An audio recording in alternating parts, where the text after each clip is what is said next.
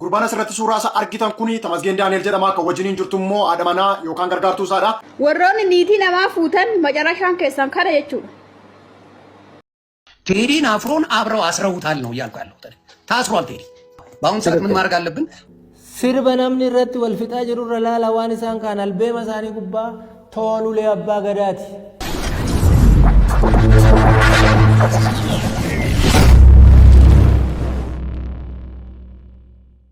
Yoo arkafune kabajamtootaaf hordoftoota michuu kolfaa jirtuuf har'as viidiyoo kan biraatiin deebi'eetan jira. Akkuma beekamu viidiyoo baarsoo bashannansiisoo kan illee irratti dubbatamu hedduu isaa qabadee dhufeetan jira.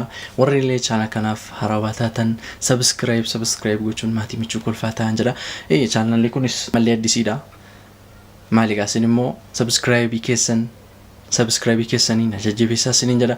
Viidiyoo naga gadhiisulee like gochuun share gochuun akka namoota hedduu bira gahu naa godhaa isiniin jedha. Oro dhugaa wal jajjabeessuudhaan nama tamnula wal jajjabeessuudhaan tokkoffaadha. Kanaafuu like viidiyoo kan kun like gochuun warri illee chaanal kanaaf haarawaa taatan subscribe gochuun maatii michuu kolfaa ta'a isiniin jedha. Galatooma gara viidiyoo. Abbaa manaan namaa daawwitee dhamanaati keessattuu filaalti jedhu warri kaan. Warran keenya seexana gaanfala makkeetti baaseetu manatti nu gale. Haal goona silaa. Dirribe waayini. Maaltu? Maayini takka sarara dabartu. Arraba waayini darbe mana nu waan dhugaan dubbachaa. Dhugaan dubbachaa. Maayini dhugaani. Seetu wanti natti fidaaltammati. Eessattuu hin barre manuma kanatti hin arginu. Daawwitiidha nakeetta fidaaluu barbaadde. Nakeetta fidaaluu barbaadde. Achi deebi'eera achi deebi'eera. Fichumeera moola hojjechuun immoo si gosa fichumeera. Harraba natti hin dheeratinaan. Seeni moola dhabbela. Aluusii obseen na dhabbe. Garaatti baata inni obsee. Aluusii obseen na dhaga. Abbaa manaa ta'uu hin beektu yoo ta'e. Duruma akkama umurii koo keessa maalan arge beektaa? Abbaa mana caalaa marii jedhame miinzeen kadhatame isatutti siiqa warrattiitti. Qottaa gudiin dhufeera. Isa dhaqee harka qabee diinka keessaa gannaa baasa. Lubbuun isaa ba'u. Mamaa minaa baasama. Maan hin baafadhu anko. Innumti immoo dhiirii gannaaf abaabtu jedhee diinka kaate ofii attaawwoo. Inni gudiin isa kana. Kan saamuu nama dhibu. Inni gudiin isa kana. Maaluma dhufee dabarfatee laatee lubbuun yoo akkanatti jiraatamee nuuf jijjiiramu wanta ta'een suni jiraare amma waan jiru nan fakkaatu garuu Iman tokko mul'ata mana akkasii beekumsa irraa maddu wallaalummaa irraa of wallaaluu irraa kaleessa wallaaluu irraa isii maal akka taate wallaaluu irraa maaliif akka jaallate wallaaluu irraa isii maaliif akka fuchuu qabu wallaaluu irraa wanni akkasii mudata jedhee yaada malee abadanii beekumsa irraa yookaan bakka sana ga'uu hin danda'u. Warroonni niitii namaa fuutan macarashaan keessan kana jechuudha. Niitii qalabatii kee godhattee mana jirtu. Niitii saddeetni kee ergamee mana jirtu odoo namichi saddeet irraan buusin niitii namaa maal gocha fuuta? Harree danas donzos macarashaa kee reeffa keessa diriirsa jechuudha. Anchis haadha gaanaa saree gaanaa dubbiin dhaltuun kaastee nama walajjichisu malee hin qoru. Namichi ishii kadhateetu jira waraqata isaatiitu mana jira saddeet isaatiitu mana jira akkamitti kanatti heerumtee lubbuu dabarsiste jechuudha.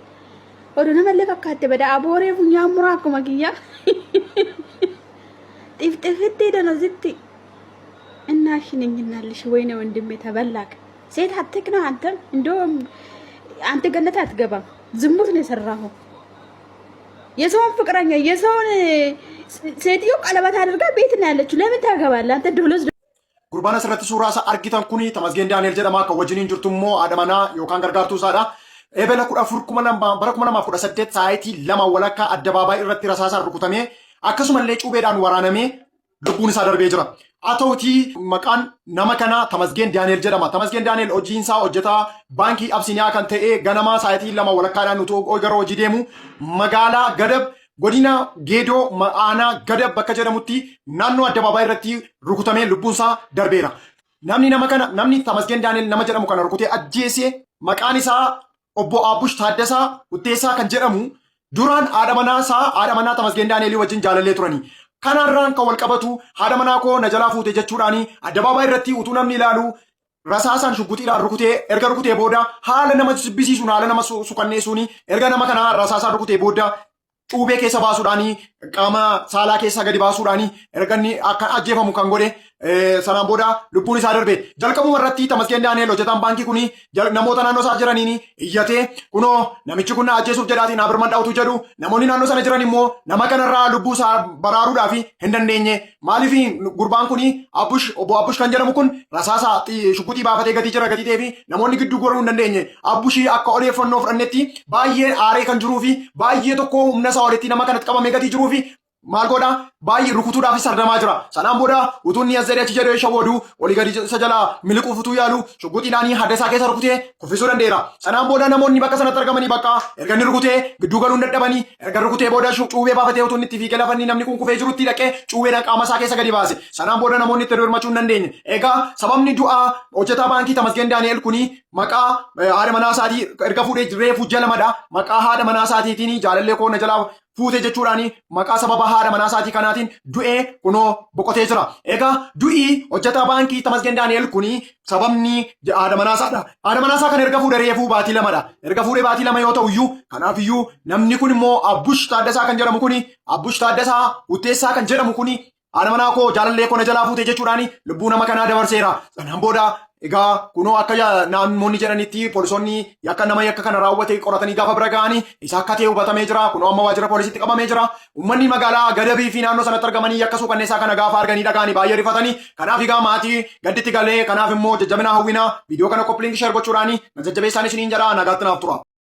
ቴዲን አፍሮን አብረው አስረውታል ነው እያልኩ ያለሁት። ታስሯል ቴዲ። በአሁኑ ሰዓት ምን ማድረግ አለብን? ዓለም ላይ እኔ በእንግሊዝኛ ቪዲዮ እሰራለሁ። ዛሬ ማድረግ ያለብን ቆይ የኔ ሶሉሽን ልንገርህ። አንደኛ እኔ በእነዚህ ሰዎች በቴዲ ማናጀሮች ላይ በተደረገው ነገር ላይ በእንግሊዝኛ ቪዲዮ እሰራለሁ። ዓለም ላይ ኢንተርናሽናል እንዲወጣ ቴዲን ምን ያህል ትሬት እያደረጉት እንደሆነ በእንግሊዝኛ ቪዲዮ እሰራለሁ። ሌሎቻችሁ አረብኛ የምትችሉ በአረብኛ ተግባባን። ሌላ ቋንቋ የምትችሉ ደች የምትችሉ ሌላ ቋንቋ የምትችሉ በሙሉ በምትኖሩበት ሀገር ቋንቋ ቪዲዮ ስሩ። ቫይራል በተለይ አሜሪካ የሚኖሩ እዚህ የተወልዱ ያደጉ ልጆች በብዛት በእንግሊዝኛ ስሩ። ቲክታክ ያላችሁ። ስለዚህ ምንድነው የምናደርገው? አሜሪካ ያለን የእንግሊዝኛ ወይም የሌላ ቋንቋ የምትችሉ ወንድምና እህቶቼ በሙሉ እናጥለቅልቀው። ከዛ በኋላ መንግስት የሰው ልጅ ድምፅ አቅም እንዳለው ፓወር እንዳለው ከነሱ በላይ እንደሆነ ማየት መቻል አለበት። ከዛ በኋላ እነዚህ ሰዎችን ይፈታል። እነዚህ ሰዎች ጋር ድርሽ አይልም መንግስት። እነሱን ነካው ማለት መንግስት በተለይ በስልጣኑ እንዴት ስልጣኑን ያመልከዋል። ስለሚያመልከው ስለሚንገጫገጭበት ነገር ይሆናል። ስለዚህ አሜሪካ ያላችሁ ወንድምና እህቶቼ በሙሉ ስፔሻሊ the young generation, I want to make sure you make a video about Teddy Afro because they are threatening him right now.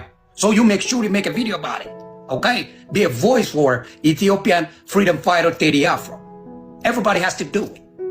ያንን አድርገን በሙሉ ድምፅ አድርገን ዓለም ላይ እንዲሰማ እናደርጋለን።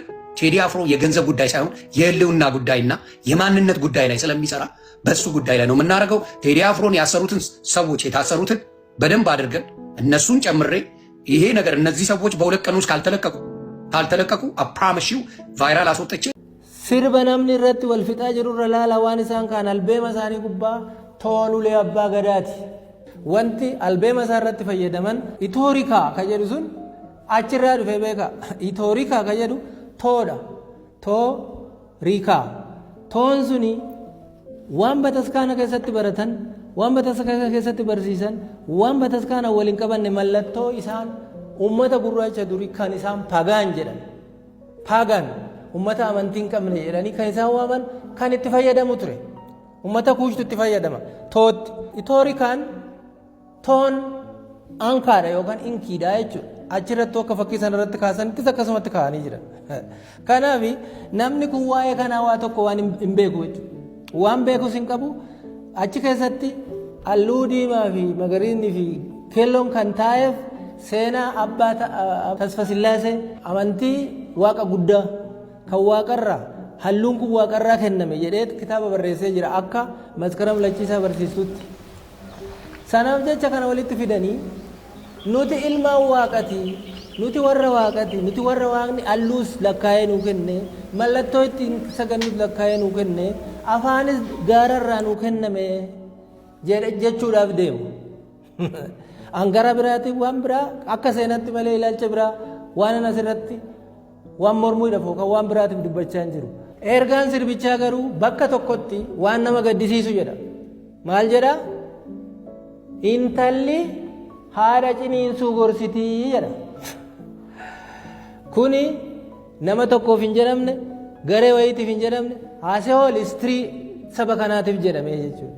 Kana jechuun abbaan fee akka barbaadetti hiikuu danda'a. Kan jaalate jibbatti jaalalatti hiikuu kan jibbe jimmoo jibbatti hiikuu danda'a. Intenshiniin sirba kanaa mallattoowwan kana wajjin yeroo laalu halluu magariisa diimaa keelloo fi diimaa wal makee toon bira jiraate siidaan Aksuum yeroo bira jiraatu kun keenya nuti warra gaafsan qarooma qabudha. Nuti warra gaafsan akkasittiin waan kana beekudha. Ol deebitanii waa'ee biyya kanaa nutti himuu hin dandeessanii. San jechuu danda'a. Akka barbaadetti abbaa barbaaden jechuu danda'a. Seenaan garuu mallattoon sun garuu kan Itoophiyaa miti. Kan ummata Afrikaa guutu kan ummata Kuush. Kana waan ta'eef kana maaltu jallisee isaan barsiisa yoo jettan hundi isaanii yeroo kaan warra bataskaana keessaa ka'edha. Ijoolleen kunis ta'ee warri duris warri seenaa barreessanis bataskaanatti baratan warri sirbanis bataskaanatti baratan. Kanaaf jecha seenaan ummata gurraachaa keessattuu seenaan ummata Oromoo nan qaba inni jedhu isaan biratti dugdaa garaadha. Waan hin taane baratan waan hin taane barsiisu waan hin taane sirbu seenaa wallamantaan sibne. Amma otoo namni biraa namni isaan keenya jedhan jiraate sirbi akkas jedhamu hin sirbamu. Keenyatu achirra jira jechaan jiru. Koo kan nama biraa waan ani jaaladhu yookaan waan saba gama sanaan miti. Gama kiyyaan akka seenatti sirbi kun yeroo marallee inuma sirbama yoo waan saba Oromoo ilaallatu irratti jechaadha. Kana waan ta'eef ani waan inni irratti dubbachuu barbaade mallattoon too kan Itoophiyaa ilaallatu kan Afrikaa ilaallatu kan saba gurraachaati mallattoo saba gurraachaati. Especially it is the symbol of pagan in ancient times.